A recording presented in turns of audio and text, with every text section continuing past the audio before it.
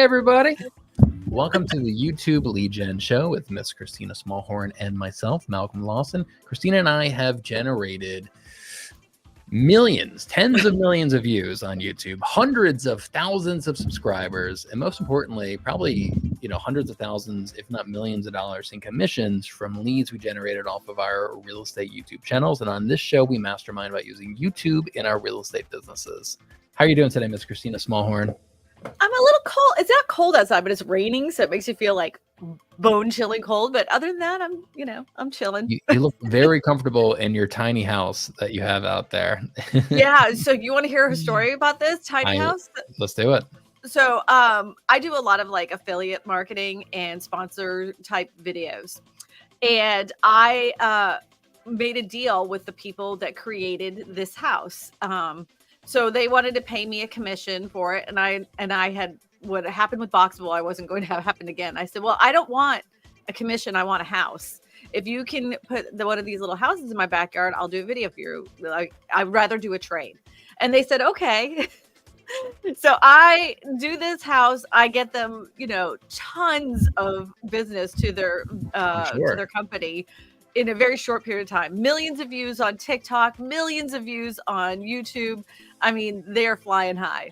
Well, apparently they didn't do a very good business plan, blew through the money, filed bankruptcy, and I got a house. Got a house. Look at you. I'm never to hear from these people again. I don't know what happened to them. Well, you know what? Like, you learned a lesson with Boxable, and now get paid up front. And that is the thing. Like, I'm going to tell you right now, like, if you're going to do any kind of sponsorship or affiliate marketing, especially when it's a new company, if it's a new builder, find a way you can get something tangible in your hands first before you ever accept money on a contingency. Because what some people will do, some brands will do, and I know this wasn't what we're going to talk about, but I want everybody to know this. But what some brands will do, they'll say, okay, for everybody that signs up, once we start production, we'll start giving you a commission for everybody you've brought in through this funnel. And they'll give you a dashboard and everything. But the thing is maybe their intention is to never go public. Maybe they're just fundraising, Boxable has gotten themselves into hot water recently. If you can just look up any article about it and just look for yourself. I don't think I'll ever see commissions on what revenue I brought into them. I'm more than positive.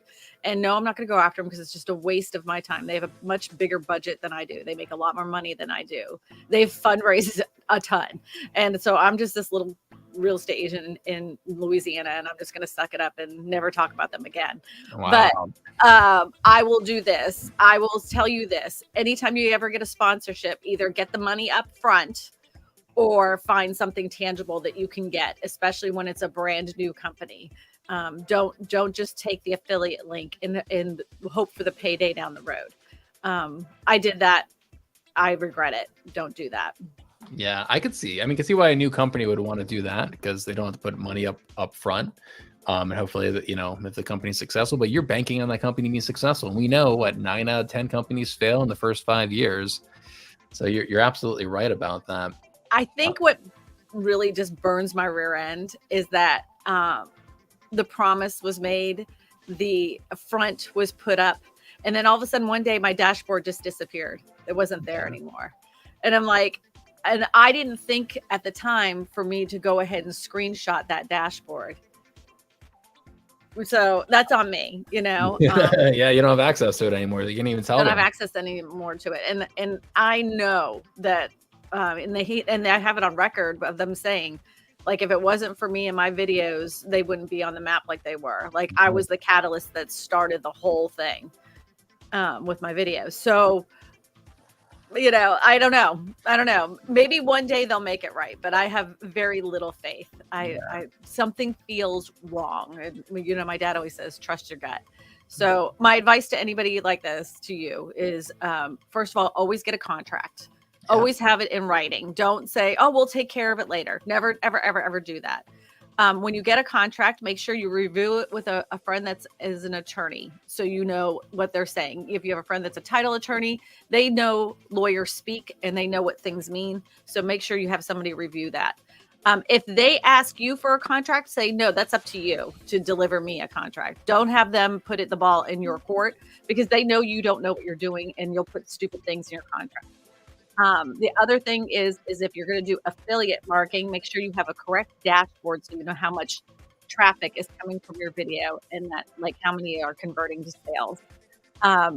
Go ahead and sign up if you have a lot of views to your channel. Go ahead and sign up for Amazon affiliate link. Yeah. You do an affiliate shop. I always joke about these stupid overalls I made over $3,000 on because I wore them in a video and people asked me about them. Just so happened I had an Amazon affiliate account, and I just went ahead and put that affiliate link in there. And on every single time somebody asked me about them, I said, here's my affiliate link. And make sure you have a disclosure in your description that says this is for affiliate, this will give me a commission. This is an affiliate link. So you have to have proper disclosure on those. Yeah. And you can make some money on that crap, like people ask you all sorts of crazy stuff. Make your money. I mean, I used to make, as much as $5,000 a month from affiliate marketing on my survival channel. I like that channel. It did very well with affiliate marketing. And for that channel, yeah, a lot of times people would just send me free stuff, and that's kind of like was my payment. Is I'd get a $3,000 bicycle, or you got that bike. Generator. Yeah, I got like a $3,500 home solar generator with a bunch of solar panels and like a battery bank as well. And that worked pretty well for me. It gave me content. Now I got a boatload of gear that I can make videos off of. And there are a couple like big major affiliate companies out there that have all the smaller companies work for those affiliate ones. And whenever somebody reach out to me, and if they're not a part of one of those affiliate programs, they have their own unique affiliate program, I'd always say no to that, because I'm like, dude, I already have like 5-6 affiliate programs. I'm already overwhelmed. I'm not going to remember to check yours. And I feel like the price point's a lot smaller on my survival channel for that type of gear. So I'd often get that, and I'd be like, nah, I prefer just like some free gear and some cash up front. Like, let's just keep it clean, keep it simple. I don't want to remember to log into your affiliate thing every 6 months and make sure you're paying me. Well, what you can do is I have like a spreadsheet of all the affiliate dashboards. And so I can check them to see, what's going on, especially when the comment section is like blowing up with one specific thing. And then they're saying I did no sales. I'm like, I smell bullshit, so always do that. And then another thing too, is if you do a sponsored video and you have like a 1-minute clip and they have a contracted time for, like they say, this ad should run on your video for 6 months.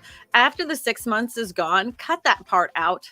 And it's not going to take away from your video at all. Just go ahead and take that part out, because you're now giving them free advertising. You didn't get paid after that 6 months. So take it out. It doesn't, they may even say, oh, you took that out. Yeah, the contract's done. It's done. I'm not giving you free advertising. That's interesting. So you put at like the very beginning of the video so that you can cut it out later. In the middle. Sometimes in the middle, I'll do it. I haven't done it in a while. I have I've kind of dipped.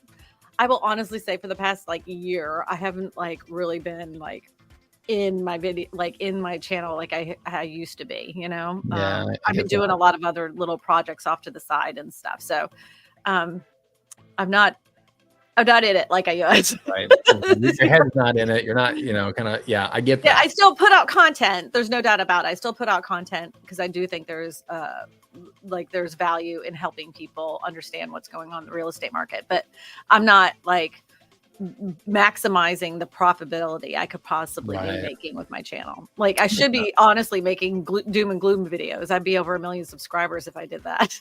Well, you're building an audience, so you're continuing to build your audience, and like that's the first step, is build your audience and then monetize them. Right. And so you're continuing to build it, and then you'll find other ways to monetize it once your head's back in the game, or you're feeling more motivated to do that. And people laugh about my coffee cup, but this has consistently made me money. This is an affiliate link from Amazon, and I was going to sell my own personalized coffee mugs. But I couldn't find anybody to do it for the price that Amazon has it for. So I was like, you know what? I'm not like, I'm not going to try to rob you guys. Look, this is what I got it from. It's Amazon. I have an affiliate link in the description. And people buy it. People buy the stupid mug. Yeah, Amazon really reduced their affiliate marketing prices a couple years ago, though, which kind of sucks. Now it's you get maybe 1%, 2% Right. of a lot of stuff. It used to be more like 3-4%. But yeah, it is. Yeah, my income has from Amazon has cut in half. But the thing is that I'm not doing anything I wasn't already doing anyway. So even just a few pennies is fine. We can get into the whole billionaire thing, but you know, I don't know. I just think if you got it on there anyway, you might as well make money off of it. One thing I do see people do, which I think is kind of silly, is that you're a real estate channel, and then you're talking in your description, like the type of camera you have and all this other stuff. People are there for real estate. Just FYI, they don't care what kind of camera you have. You know, if you want to talk about like solar panels or microwaves, or put that kind of stuff in there. You know, don't like security systems. Like, people are missing out on a huge opportunity with affiliate marketing with security systems, because people want them in their house and they want to monitor themselves, right? Yeah, I mean, so the way I look at it is, you know, I feel like the more call to actions you give somebody, the less likely they are to do any of them, right? And so I'd say for like a default description, I wouldn't have a whole bunch of call to actions like, hey, here's my camera, here's this, here's my favorite garden hose. You know, just have like one main call to action: call me to buy real estate. Unless it's like a specific video about security systems or somehow it's incorporated into it, then that could be kind of cool. Like maybe like 10 cheap home improvements you should do as soon as you move in, something like that. And security system could be one of them. I can see something like that doing pretty well. Are we live on in the group? Yeah, we should be. Huh. I just thought people would, you know, if you're in there just watching, you can talk to us. Yeah, if you guys have any questions about YouTube, about real estate, go ahead and ask them in there and we'll definitely answer them. So I did want to talk to you a little bit about shorts. And so shorts have been something you and I have been talking about since they came out, maybe, I don't know, 2021 or so is when they first came out. And it's definitely controversial. And like everybody's kind of scrambling to figure out what they are, how to use them. Should we be using them? Should we have them on a separate channel? And I know the YouTube platform has evolved with how they incorporate shorts. And my opinion has kind of changed after they kind of changed the platform a little bit. What's your stance on shorts today, 2024, for real estate agents? I would say a good portion of real estate content that is made by realtors is not interesting enough to be in the short shelf. That most people are just doing this. Shorts is an attention thing. And if you can't grab somebody's attention in 1 second, you've missed the boat. And even though what counts as a view does not necessarily correlate to what counts as someone calling you on the phone, I think you have a more intimate relationship with a viewer when you do and edit up good long form content. Shorts is a dopamine high.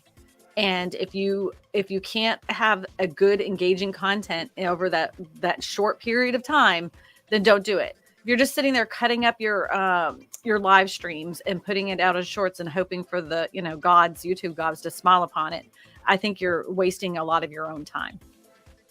Yeah. That's what I think. My take is like shorts shouldn't be your primary focus. They shouldn't be. I've never seen people who have grown successful real estate channels by focusing on shorts. And I've seen some people, Trevor, he has a pretty big shorts channel, a couple of thousand subscribers, but he gets almost no leads from it, right? I know people with big shorts channels from real estate field, they get almost no leads.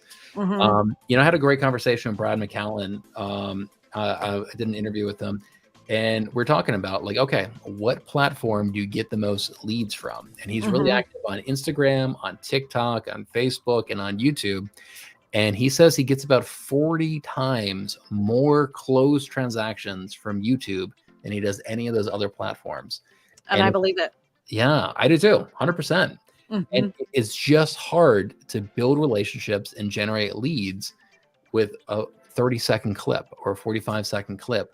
And so like I view shorts and these other platforms as they're not really at the top of the sales funnel. It's not really how people discover you. They're really going to discover you from a YouTube channel. then they can kind of continue that journey with you through shorts or through Instagram or TikTok until they're ready to actually reach out to you. But yeah, shorts just shouldn't be your primary focus at all. And if you do them, it should be for the exact same audience and a very similar value proposition as the rest of your content as well.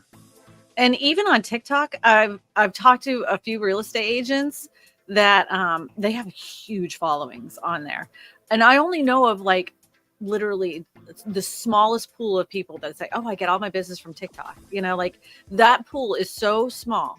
And they literally started in like 2019 and they blew up during the pandemic. And of course, their views have gone down considerably because nobody's sitting there on their phones all day anymore. But I mean, for them, even that the attention for even them has gone down considerably. But most of the people that I know that have really big TikTok following, they don't get a lot of business from. They're like, people recognize me on the street. It's good for brand recognition. They say, you know, like people have seen my videos, but has anybody called me because of my videos? No, not really. You know, no, not really. I mean, that's the thing. Yeah. And you're right, because you'll see people like, oh, I generate business from Instagram and TikTok. It's probably literally like, are they selling you something? Yeah. Well, that too. Are they selling you a course? It's literally like 1% to 2% of agents who can actually generate like a substantial amount of closed transactions from TikTok or Instagram. And I'm willing to bet that 95 to 98% of agents generate 0 leads from Instagram. Like that's a bold statement. Everybody's talking about Instagram right now and TikTok. I'm willing to bet 95% of agents don't generate any leads from all their Instagram efforts. Well, and then this is true, and it's probably true for you too. Anytime you contact a person who's filled out a referral form or form on your website and you personally call them, they literally like freak out. They freak out. They're like, oh my God, I can't believe it's you that called me. You know, especially when you put together well put together videos that are highly edited, they think that you have this whole team behind you, you know, that's producing all this stuff. And you, a person that is so busy, took the time to call them on the phone. They will do anything you tell them to. And they are the best clients to work with. They are literally the best clients to work with. I, hands down, will never say a negative thing about long form content other than it takes a long time to do it. You know, it's just the editing. It takes a while. Everything takes a while. Right. But I mean, it's instantaneous as far as the source of leads that you get. Like even back in the day when I had hardly any, you know, views, I was scraping 100 views. Like I felt like I nearly went viral with 100 views. The whole reason I continued on YouTube was my 6th video. I got like for me at that time, I live in a rural town. I got a $600,000 sale on a house. And the whole thing was that he's like, oh, you're just making all these videos about real estate. I just knew you were the one for me. And I was like, oh, so I just continued to do that because that was the biggest sale I had at that time. And I was like, well, I'm just going to keep making them because it's better than doing $100,000 deals. You know? Instead of doing $600,000 deals, I did one. And it was a guy who really wanted to work with me. And they were a pleasure the whole entire time. There was no combativeness, you know, There was no questioning if I knew what I was talking about. He already knew because he watched my videos that I knew what I was talking about. So it builds credibility. So the opportunity is still there, and YouTube is not dead, and the market isn't oversaturated. I hear that all the time. There's so many realtors on YouTube now. Like I feel like I missed the mark. No, you didn't. Just don't make everything else the same as all the other real estate agents. Be different. It's okay to be different. You know, different is better than better. Yeah. Yeah. So, you know, how many pros and cons videos are in your area? Like think of it outside the box a little bit, but get creative and create something that not all the other real estate channels are making. It's not that hard. It's really not. I agree. Different is better than better. You know, I mean, you're absolutely right. Like, you know, I remember I made my first pros and cons video in like 2019. Right. Now there's dozens of them. And how do you stand out in a market like that? Right. One way is by using ChatGPT to make your thumbnail images really stand out. That's one way, but you got to come up with cool ideas for content as well. And you can't depend on AI for everything too. Yeah. So I've noticed that too. Like I don't get me wrong. I love me an AI image for a thumbnail. I've used them several times, but you have to layer those images. You can't just straight pull it from the AI and then make a thumbnail. I would, add elements that are not AI generated. Right. So that way you have different layers that make your thumbnails stand out from the rest, of the other AI generated thumbnails. Oh, did you happen to see that ChatGPT has now AI video? And it's crazy. Amazing. It's amazing. I want to play with it. I'm going to go down the rabbit hole today, see how I can, implement some of these things. Do you have access to that? Like, I don't know. I pay for ChatGPT. I don't really know how to do I don't know if I have access with it, but that's why I'm going to find out if I can get access. If I can, I know probably Joe has, because he makes all those. I'm sure Joe does. Yeah, he has GPTs. I'll wait until he's not sick. He's sick as a dog right now. So it's crazy, those videos, and like that's going to change everything. If you can type in there, hey, give me a video of a house in the middle of a storm that's getting knocked over, and you can use that in YouTube video.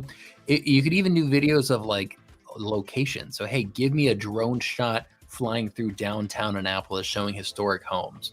Exactly. You can use that in your video. Right. I did see that, like last year at this time, I mean, it looked ridiculous. Like the fingers looked like hot dogs moving. It was ridiculous. They had Will Smith and his eyes were like going this way. Right. He was eating spaghetti and the spaghetti was missing. But now they have it genuinely, like they had a peacock and it like genuinely looked like a peacock. But when they did the the grandma was trying to blow out the candles, the candle flames were going off in different directions and nothing blew out, and the hands are still a thing. So I would tell you, if you're going to do this, don't do things with people in it. Take the people out. They have a hard time with people, especially hands. But like locations looked great when they're doing. I saw a couple of demos. That's gonna be the future. Like probably in the next couple of weeks, we'll be doing more content about that for sure. So somebody asked, for realtors, I think it works with property tours when you can catch attention quickly, or with headline grabbing clips like doom and gloom stuff. So I think we're talking about shorts with that comment.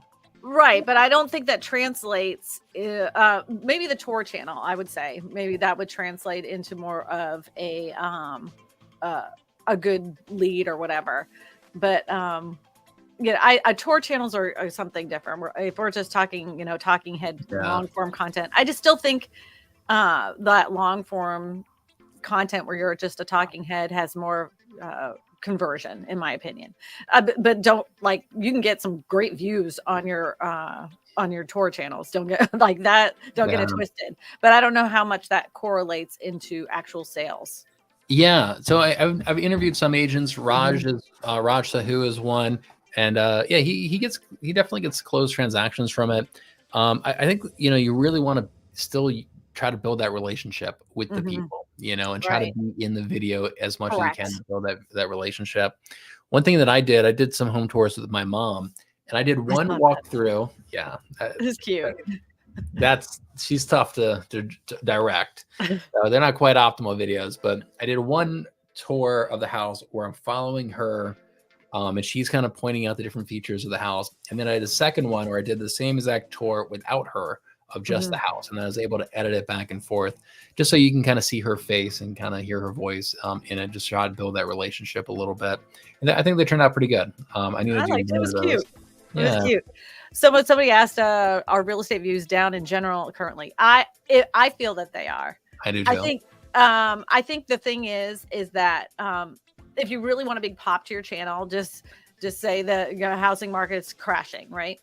We're in a weird position as real estate agents because real estate isn't moving.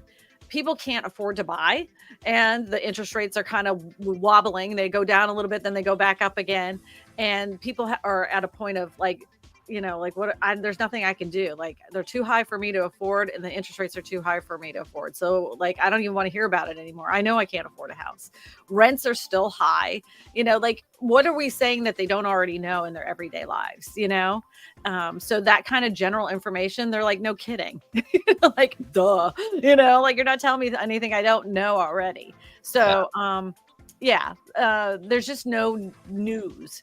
Real estate content was very exciting during the pandemic because so many things were rapidly changing every single day, with building, interest rates, the speed of how homes were selling. It was an exciting time, and people were excited and they wanted to hear about it more. Like, they loved the whole chaos of people waiting, 76 people deep into going into an open house. That kind of like energized them. Now all we are talking about is depressing stuff, and they're kind of done. Unless you're one of those doom scrollers that just wants to watch doom crap, then yeah, you're gonna have a successful channel.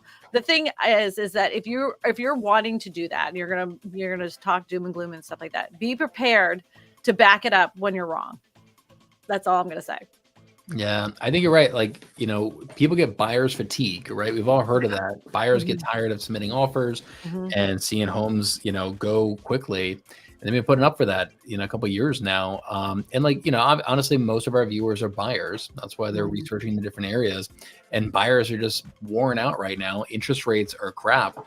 And so many of them are just sitting on the sidelines. And so I think there's a direct correlation with like the number of home sales in the market and the number of views that we get on those types of local channels that we use for lead generation. And I'll tell you, I've talked to a lot of agents, and a lot of them say that last year was the worst year of their real estate careers in terms of a number of home sales. So it's not surprising that views are down for everybody. I think this year, I think inflation's under control now, at least it's down low. They should be lowering the interest rates. That's what the headlines say. Boy, my pocketbook isn't saying that. I think I smell a little crapola there. Smell a big pile of hot crapola. Well, I think I don't know. We'll see. I also heard for who it's down. We'll just leave it at that. Oh yeah. So I guess I shouldn't say inflation is down, because it's never going to go back to what it was. That's what. But the new growth is not growing as fast. Like, it's always growing. There's always inflation, but the amount of growth has slowed down a little bit. We're still getting screwed over. It's just not as quickly as we were it's not as hard and as bleeding as it was before. Your words, not mine. Totally mine. Totally mine. I'm a horrible person. But I think this year is going to be a good year for the real estate market. That's all I'm saying. I think interest rates should come down a little bit at some point. Well, they were down and then they went back up again. They were down and they were like, just kidding. This is an election year. They're going to drop by 5 points right before the primary, or right before the election. They will. They'll get like stupid low, and and then. But you ever heard the old timer thing, like, don't buy a house during the election year? That's the worst. Don't ever buy a house during election year. I'm like, who came up with that? Why is that a thing? Yeah. Somebody said they totally disagree. Brendan, what do you totally disagree about? What did I say that? It was right. It was. Totally disagree. Yeah. What do you disagree about, Brendan? About our opinions about ChatGPT, about Shorts, about Instagram, about TikTok. Yeah, it's pretty controversial for me to say Instagram doesn't really generate a lot of leads for most agents. Because so many people love Instagram. But even Jeremy Knight, I have an interview with him, and I asked him the same question. He's got a huge business, huge YouTube channel. And he's like, no, not really. It doesn't really generate him anything. He uses Instagram really to connect with other real estate agents. So it's all the agents are on Instagram, and they all follow each other. And they see their numbers going up, and they think it's good, but it's not consumers that are following you for the most part. I think that's the problem that used to happen with YouTube, but we screamed it from the rooftops for so long. Yes. Stop having real estate agents follow your content. They don't care about your 5 tips of buying a house in Toledo. Stop asking real estate agents to follow you. I think that's what happens on Instagram and all these other places, that real estate agents are in love with high numbers. Yeah. So they try to inflate them artificially by inviting their friends to watch them. Unless you're on, Instagram trying to build your downline with your company, or I think that it's a great place for other real estate agents to connect with other real estate agents. And if you could offer real estate agents something, instead of trying to drum up business on, by selling houses, I think you're better off that way. Again, I still think Instagram is a really great place to feature homes you're selling, but I would have that page specifically home tours. And that's what I would do. Yeah, I mean, like I said, I see Instagram as sort of middle of sales funnel. So people Mhm. can discover you from YouTube. YouTube has great discoverability mechanisms. It's really great for growing a new audience and building a new audience. And I Mhm. feel like Instagram is where they can continue that journey with you and you can kind of stay in front of them. But Mhm. it's not necessarily, people aren't necessarily going to discover you from your Instagram page. So, all right. Hopefully, I think I kicked a hornet's nest here. Let's see. So Joe says, my IG is cool for staying in front of my sphere, and that's about it. It's a good Mhm. way to stay top of mind in a low key way with friends, family, people, and in a community. Yeah, 100%. I totally agree with all that. So you already know the people and you have a relationship with them and you're just kind of staying in front of them.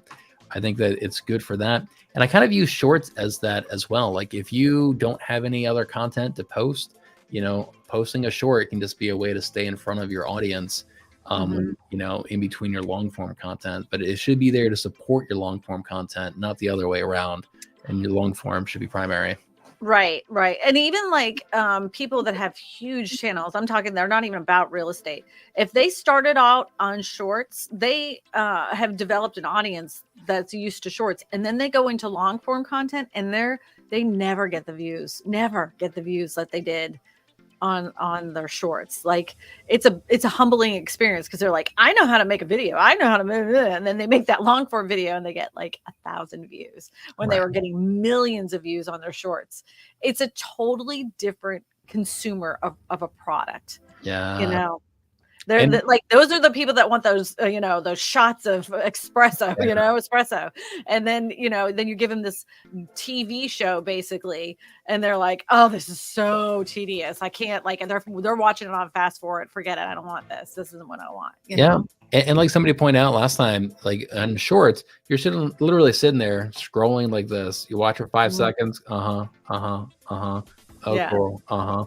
Whereas a YouTube video, they have to see it and then actively click on it. Say, yes, I want to watch that video. And it's a very different experience. And like, I mean, I would say a view on a YouTube long video, it may be 100 times more valuable than a Oh, view I on believe a that. short video. I believe that. I believe that. Yeah.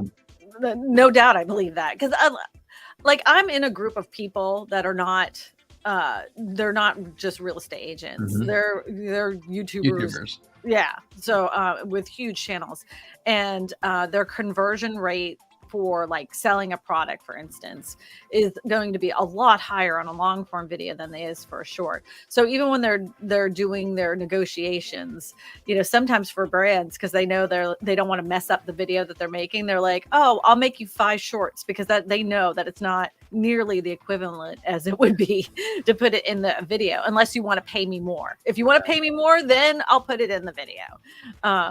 So yeah, like they know that it's just not, it doesn't have the same value as a long form video.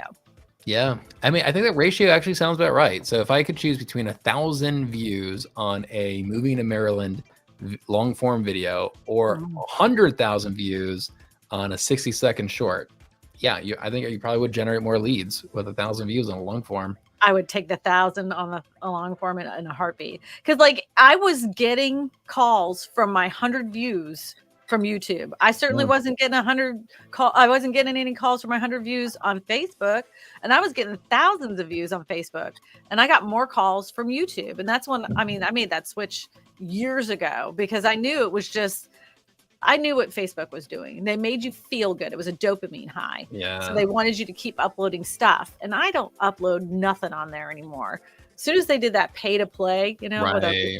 like what are you supposed to do with these stupid business pages anymore, unless you're buying ads? And not only that, the ads are garbage. Like if you can get one approved, it never turns into anything. And everybody I've ever talked to, they're like, oh, I do great at Facebook ads. I'm like, show me the numbers, because I know you're lying or you're deluding yourself. You believe that this is working, but because the ads are not the same on Facebook, unless you have hired a good agency to pull those ads together to get the proper conversion, like it used to when we used to do it on ourselves in our living room. It's not working for you. I can guarantee you. It's not 2017 anymore. And no. And like Gary Vee talks about that, how like the arbitrage, I think is the word he uses, for attention changes. Where 2017 Facebook ads was like really cheap and pretty good quality, and then it kind of migrates to these different platforms and everything. And YouTube's just kind of having its moment right now, I think, and has had its moment for years at this point. Well, I think the thing is that it is the easiest thing to transform from television, right? For every generation, every single person on the planet has grown up with a television in their house. Yeah. And so when you turn on YouTube, it feels more like a personal TV, right? Yep. And if the channel's done right, it feels like a TV station where you can watch it nonstop. It satisfies that, what they call it, when you go down the rabbit hole, where you can watch hours and hours and hours of the same creator over and over and over again. They have tons of videos out there. And that's like the same thing with, like when you TiVo stuff, you remember you record it and you would watch it and you'd watch it nonstop. People love to binge watch stuff, and YouTube allows for that to happen. So it was the easiest thing for people to convert from television to YouTube. YouTube actually turned into the biggest streaming service over Netflix. I believe it. In the last couple months. So, another thing too is, and I need to do this, is that and it sucks. It totally sucks because it takes up so much space on your computer. But everybody should start switching their filming to 4K, because I have noticed a significant amount of views coming from television. Like, it used to be always mobile. It was like 90% mobile. And now it's like 40% television for me now. And so you want to optimize your videos for television. So I would suggest everybody start switching to 4K. 100%. So I haven't made that switch yet. I haven't either. Because it is a pain in the ass. Everything takes longer to transfer. Render. Yes. It's just a pain in the ass. But yeah, I mean, at some point I have to, Yeah, I know. And my camera does it. But I watch more YouTube on my TV than anything else. And you're absolutely right. Like, YouTube is a direct competitor with Netflix, Amazon, HBO, and they should be scared of YouTube, because Netflix will spend $100,000 on, a show. How much is HBO going to spend on Game of Thrones? Yet YouTube has completely free content. They're not paying for the content. Mr. Beast is paying for the content. We're creating the content, so they get completely free content, and they're competing with all these other platforms. It's amazing. Yeah, YouTube is the future, and user-generated content is absolutely the future of entertainment. There is something to be learned by Netflix, though, and if anybody struggles with thumbnails and like how to read thumbnails, so Netflix, I don't know if you know this, everybody's homepage on Netflix looks completely different. Like, the thumbnails when I open up my Netflix actually look different than the thumbnails my husband. I just noticed this recently. So I went on his profile and I was like, oh, what's this movie? Oh, I've already seen that movie. Oh, that was a different thumbnail. So then I opened it up on mine in my room, and it was a different thumbnail, because they know what I will click on. Yeah. But so there's something to be said, like, watch what they're doing and how they simplify those images to make it really easy to read. Like, thumbnails are it isn't just for YouTube, it's across the board. And like, I know for a fact, the less words that you use, a more compelling image that you use, people are going to click on it more. And that's true of YouTube. It's true of Facebook. Facebook hates words on thumbnails. Can't stand it. Like, they don't want words at all. And that's also true of Netflix. But they'll put like just the title of the video at the top. Yeah, I saw this recently. And so I saw a movie. I was trying to find a movie to watch, and they had a thumbnail for a movie, and it looked like some kind of romantic rom-com movie. I was like, I don't know. It's like a guy and a girl on there. And then I'm scrolling, and like half an hour later, I see the same movie, and suddenly it looks like a freaking action movie. Like, right. It's a guy with like a black background and like looking real. I was like, oh, hey, now it actually kind of looks more interesting to me. Right. And like, it's the same exact movie, just different, like a rom-com versus like an action movie type of thumbnails. And it got me. I was like, okay, now it looks cool. I may actually click on it now. So yeah, man, they're smart. They know. Have you watched The Social Dilemma? The documentary? Yeah. They That know was how to good. manipulate us, and they just want us to sit there glued to the TV or glued to our phones and just like binge watch. Consume, consume, consume, That's consume. it, you know? But they've created a devil though. Like that, I don't even know if they know what they've done to us, because what has happened is now they've like made AI pretty much replace so many things. And down the road, AI will replace a lot of the jobs that we do, whether it's creating videos or advertisements or Yeah. anything. And then when you don't have people that are working to buy your crap anymore, what are you going to do? Like you've replaced so many things. Now what? Like you beat us. Good job. Now what? No one can buy your garbage. So what are you winning? I don't know. Yeah, it's AI is going to put out a lot of people, businesses, a lot of jobs. And You know, even the newspapers, because they've had massive layoffs in newspapers, you know, the people that create like investigative journalism and stuff, they have been laid off like crazy, crazy. And a lot of small town newspapers don't exist anymore because there's no funding for it. And that's where a lot of the big stories, big whistleblower stories come from, are those small news stories. And I think if you're in the YouTube business and you live in a small town and something's going on fishy with real estate, I think it's our duty to like show that kind of stuff, because it can really make an impact. So I think that like if you start, like if you have a local channel and start showing things that just aren't right, for instance, like I hate build to rent, so there are corporations building affordable housing, but its only intention is for renting. And if you made an expose video on that on YouTube, first of all, the chances of virality is pretty high. And secondly of all, you could like start peeling back the layers of who owns the company all the way up to the top. People love that. And the fact that you care enough about your community and showing the fact that like how corporations are going to ruin it and turn our younger generations into renters, people will never forget you for that. So those are the kinds of things you should be thinking of, because small town newspapers don't exist anymore. yeah, absolutely. And you know, they're also going to put like video editors out of business. So they're going to lose a lot of jobs. Like, have you seen the different tools for editing reels? And like, you can take like this show and Yeah, just upload we it. use it. Oh, do you? Yeah, Joe and I use it for our Yeah. shorts. We just put on. We literally are just doing shorts just to do them. You know, where there's no plan behind it. We're just putting them out there, and we're just gonna see, you know, just see what happens. And we just take our live streams and we turn them into shorts. He puts them on TikTok and he puts them on YouTube and just whatever, you know, see what happens. But we use the AI to do it because, I mean, it does everything you need it to do. I mean. So does it add B-roll or is it just subtitles at this point? I think it's just subtitles. Yeah. So yeah, I've used those programs. I've used a couple of them, and I was never really that happy with them. Because I like some B-roll and more special effects, and so I'm still paying for a video editor. But like, where is that technology going to be 12 months from now? It's going to be fucking amazing. It's going to be really good quality videos, shorts that you can get. So for me, I'm still paying for an editor for those, but like I know that's the future. Yeah, Joe said if I had $1 for every Facebook ad that was rejected, I wouldn't sell a house anymore.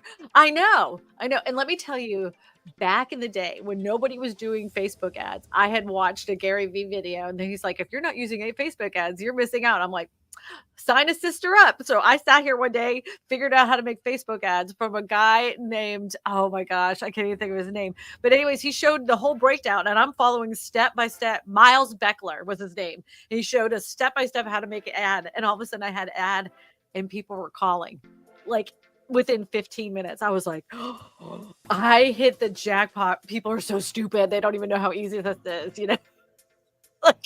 And I started making ads, but then slowly but surely, because of the fair housing stuff, that's when it really got messed up, because you could literally break it down to the city you wanted them to show the ad. You could do it by their age, their educational background, their income they've made. Crazy. And you could only put the ad in that specific area. I'm like, this makes me want to cry. I can't even believe this is available, and of course it's not anymore, they're like, oh no. Take advantage of it while you can. I did. It was great. I had done that for several people. I'm like, you want to see something cool?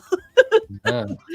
Yeah, I'm glad I took the money and run on that one. I love it. I mean, take advantage of it while it's hot, and then it wasn't anymore. You moved over to YouTube, and you took advantage of that while it's nobody else is thought doing I it. was crazy. They're like, you're spending too much time on this. You're wasting time on it. I'm like, no, I don't believe so. Having conviction is important, right? And when you have a good idea, you have to have conviction. There's always going to be naysayers. Of course. Out there, telling you shouldn't be doing this, is a bad idea. But having conviction is just like really important, to be successful. I always think though, what's the next thing? Because like when Facebook came out, I was like blown away. And then when Facebook business pages came out, I was blown away. And then, I was on Twitter. I've always been a lurker on Twitter. I was not a big participant. But then I'm like, what's the next thing? Then Instagram comes out. This is before Facebook took over. And I loved it. It was so much fun. Loved Instagram. Then Snapchat comes out. Like, what's the next thing? Have we social media'd ourselves away from ever having a new app be successful? Well, X, Twitter is getting a lot of momentum right now, and a lot more people are downloading it. I really hate it. It's really a cesspool. Do you hate it, or do you hate Elon Musk? No, I mean, like, I used to follow. It's so depresses me. Like, I can't, like, if I look at a post, the engagement in that post is like, where are these people from? Like they're on a different planet. Let's just say, because I follow a lot of things about affordable housing, a lot of things about homeless people, and the conversation in those posts literally makes me want to throw up. And I'm not even joking. How people talk about other people that happen to have in a different financial bracket than they are. So I don't like it. No, I think. I mean, I get what you're saying. I feel like negative. The culture there's a lot like Reddit. Reddit's kind of the same way, where it's all about that culture and that community. I mean, you still get that on YouTube though. You're always posting negative comments that you get on your YouTube. They're funny. They're not even like to me. YouTube negative comments are a fraction of how the nastiness that goes on Twitter. That is just. And Reddit's terrible, but I don't think Reddit and there's no split between the type of people that are posting and those type of comments. They're exactly the same. The Twitter and the Reddit people are exactly. I think they're mean just for the sake of being mean. But I think about the other people that are sitting on the other side of that screen reading this, and it can really affect somebody's day. It used to affect mine, and I don't post anything on there. I don't even go on it. I don't even know why I still have it on my phone. I do know why I have it on my phone, because if you ever get in trouble on your YouTube channel, you can tweet or X or whatever it is at YouTube, and they'll answer you. That's like the only way to communicate. That's kind of funny. Quickly. Yeah. Well, it's, nonetheless, like Mr. Beast is now uploading a lot of his videos to the X platform. Well, he got a special deal, like if I got a handshake from Elon saying go ahead and upload your video, of course you're going to upload it. And just last year they launched their creator program where they're splitting the ad revenue with creators, just like YouTube is. And it looks pretty generous. There's a lot of people making tens of thousands of dollars a month now. But the people that are not Mr. Beast are not making his numbers, not even anywhere close, not even remotely what he's making. And it's not because I just think he got a special little like boost, attaboy, and he's super interesting. Don't get me wrong. I mean, he makes content that 13-year-old boys absolutely love, and there's no doubt to his talents of creating a good video. But nonetheless, like where is that platform going to be in 5 years from now? If they're trying to make a big focus and push towards video, and like the culture. If we bring in more people, it's going to dilute those, a-holes over there. So they won't be as much. I think it got worse though, because it wasn't. I mean, it was always bad. Don't get me wrong, but it's really amped up in the last year. Like in the last year, I was like, I stopped going on there, and there was groups of people that I like would have communications with. I used to have a meeting every Sunday, every Wednesday morning, and I would go on there, and we would all talk in the rooms. You know, like they made the kind of like what was it, like Clubhouse? Yeah, the rooms, yeah. They took over kind of like they made their own like Clubhouse on Twitter or on X, and I would go on there, but it just got to the point where I'm like, this isn't even worth it to me anymore. Wow, like, I've never experienced that. So I'm pretty active on Twitter. I'm part of the crypto Twitter. I'm on there, and you can get tweets from all these like CEOs and everybody in the crypto space. Yeah, I don't really read the comments, I guess. I just look at the actual post. I like to because I'm always interested in affordable housing and what people are doing for affordable housing. And I always want to see what the public reaction is, but I don't think that's a true test of the public reaction. Cause I think people just say things. Twitter reaction. Yeah. Yeah. It's just not, I don't think it's, I would love to believe that it's just not real humans. Like it's just not how they truly are. They're just looking for how to be the most disgusting person on the planet. I just refuse to believe that people are mostly like that. And if you stayed on there and you looked at that, you'd be like, this is all, we're in hell. We're in the bad. You know what? Like, I never read the comments on there. It never even occurs to me to read the comments. I'm just interested. Curiosity kills me. I do that with good YouTube videos. I don't read YouTube comments either. Like I don't go to other people's videos and go. Well, I watch most YouTube on my TV, honestly. So I don't ever read comments on YouTube videos. There's a lot to be learned about in YouTube comments. If you're studying another channel and you're like trying to emulate them and stuff, people ask a lot of great questions that you could make a whole video about because in the comment section, that they didn't address in that video. So you make a video about it and you address all the things they didn't address. When I was making real estate content and I would do live streams, I would try to get like screen captures of questions on my videos. But who told you to do that? But I would also go to other people's videos and take screen captures of their questions and sort of answer them. If you can get pictures of like 20 questions, like that's plenty of content for a live stream for a real estate channel. Yeah, because it makes it look like they're engaging in the audience. And you're like, oh, I know. I used to do that too. All right. I do want to get your thoughts on this one. What's your thoughts on a local channel versus more of a national channel? You've had both as well. Both. What do you mean? Both. You do a local, national channel. The news is national. That's what grabs people's attentions. That's what stops the scroll, right? So you make a channel that's nationally local. Okay, so how to tie your national news into your local city? Absolutely. Something like that. Yeah. You don't I think that when you are in a pond of people that are all trying to buy a house and you only fish in this one fishing hole and all the other real estate agents are fishing in that same fishing hole, I think you get to a point where you're competing, right? You're competing too much and the sea is huge. So open it up, get out of that fishing hole, make it bigger. You don't have to be hyper local. So, okay. So that's kind of the big fish in a little pond versus a little fish in a big pond debate. Yeah. And like both those models work,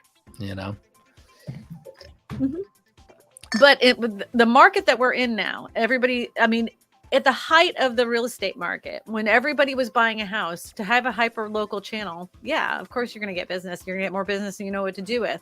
But we're in a different market now.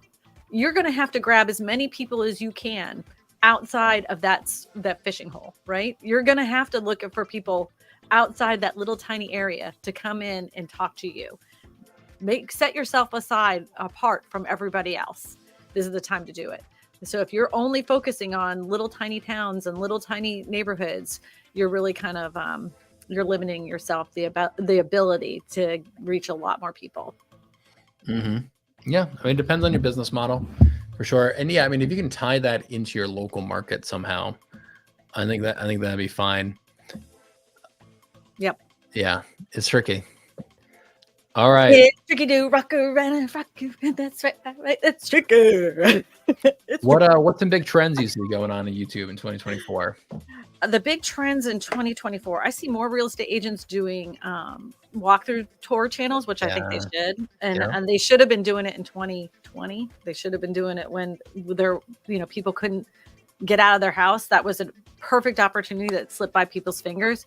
But the opportunity is still there. I think more and more people are going to realize that that keywords are not the thing that makes your channel blow up, and they're going to start making content that people want to watch. I think those are going to be some trends, and hopefully we're going to see more real estate agents selling a lot more houses. I think storytelling, and I need to work on this as well. If you can craft a good story into your video creation, you're going to have a channel that most people cannot replicate. Yeah, I think so too. Stories, absolutely. Well, it can help with your audience retention, keeping people watching the video longer, which will help with the everything else.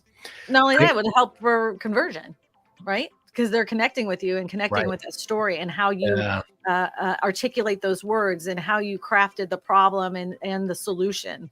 That right there will make somebody trust you pretty quickly. Yeah. So let's see. For 2024, I think AI is going to be huge. I think AI thumbnails is going to get better and better and better. Mm-hmm. I think AI videos as B-roll is going to be huge and be an absolute game changer. I'm super excited about that. What else? I think there's going to be a land grab for who can be the first big home tour channel in your market. I think that's going to be a big thing. I think those are going to start blowing up just like these educational channels did in 2020 and 2021. And that's it. Those are really things that really matter. I think, AI is going to be huge. And I think they're going to come out with more like full-blown, long-form AI video editing software. I wouldn't be surprised. The only thing is that just like anything that's really like artificially made, for a moment, it's that everybody wants it, and then everybody's going to be like, I don't like this anymore. I feel uncomfortable with it. It's just not. It doesn't feel right. Like even at the moment, it's just super exciting. But I think at some point, people are going to be like, "What is anything even real anymore?" So people will go back to recording, just regular recording. I actually pulled out an old video camera. The one that you held up like this that has videotape in it. And I'm going to just record some stuff with it, with that old recorder, because I think it would look cool. I think people would enjoy it. Yeah. And then digitize it and upload it to your video. So Bill says, I've noticed more and more creators making less edited, more authentic videos. Do you think this is where YouTube is headed? It's where their audience is headed. So you have to pay attention to what your audience wants. Some audiences want those fully produced, super edited, very crisp, almost television-esque type videos. But if your audience doesn't react well to those type of videos, I literally edited a video recently, uploaded the wrong one, and I have like stupid Ken Burns effect going off like crazy. It's absolutely obnoxious. But I already had 3,000 views on the video, so I was like, "Oh my god, I hate that it is not doing bad enough that I have to take it down." Right. So the thing is that I edit it. It's very lightly edited, and the audience retention actually went up. That's interesting. In comparison to the editor I had hired, who does highly edited videos. I think that you have to pay attention to what your audience wants. And I find that the younger the audience is, the more they want that just in your face. The older they are, like, just talk to me. Stop. And stop doing that. And I even got one comment recently. It was like, stop using stock footage photographs. It's driving me crazy. Stock footage of photographs, yeah, stock footage stuff. They didn't like it because I was like, it's time to buy a house, and there's a girl like handing the key over and stuff. I get what you're saying. Hey, you know what? I kind of don't like it a lot of times either. Sometimes it does get too much, or it's like, okay, this is random stock footage of a business person, or you mentioned food, now you have to show me videos of food. Like, I don't come on. But people, you have to pay attention though. I think it's good to start off that way. Yeah. And then pay attention to your analytics and the analytics will tell you what your audience wants. So and so like I'm currently making content for Agent Attraction, and I make content about Real Broker, and one thing I realized is I have a lot of brand new agents reaching out to me, a lot of agents in like the early 20s, 18-year-olds who've never sold a home, and they're reaching out to me. And that's not really who I want my audience to be. I want experienced agents. I want team leaders. And so I started thinking, I was like, okay, well, I want the 40-year-old who's been in this industry 10, 15 years to reach out to me. And so with that in mind, I changed the type of content that I make. And so my content is not as clickbaity and thumbnaily. And I started editing a lot less and having longer, slower paced videos. And sometimes I'll make a 45-minute, hour-long video that an 18-year-old kid who just got his real estate license wouldn't watch an hour-long video, but a 45-year-old team leader with 20 agents underneath of him, they would watch an in-depth, boring 45-minute long video going through the ICA or comparing numbers and charts. And so I'm in that process right now of transitioning the topics that I cover, my thumbnails, my titles, and kind of the pacing of my videos to try to change the audience of my YouTube channel. And it's working out pretty well, I think. And so I'm not gonna make that clickbaity, nonsense anymore on my own content. Everything is phases and stages. So like what used to be the thing was, for years, is going to change. Everybody used to put this freaking white line behind them. Everybody had the white line. And then one day they just didn't anymore because it didn't work anymore. And I agree with Bill. I don't think people want those like in your face. Yeah.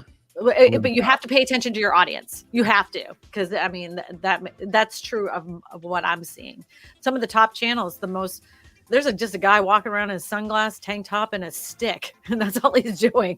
There's nothing fancy about his edits, and he gets hundreds of thousands of views, hundreds of thousands. Whether you like him or not, he's identified his audience. He knows how to connect with them, and he doesn't have to do it by being fancy. So there's something to be said about that.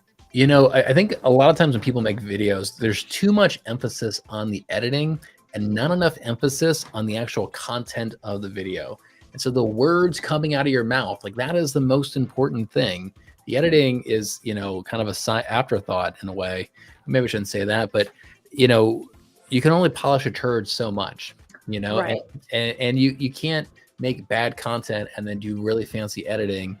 It's like putting, lipstick on a pig, right? And as long as you have that good content, you don't need fancy editing.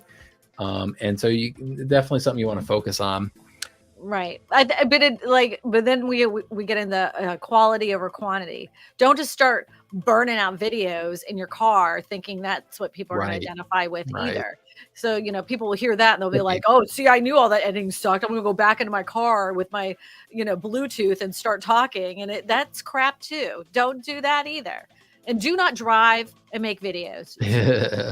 Like if you want to, it's illegal, first of all. In every single state, you cannot drive and make videos while you're driving.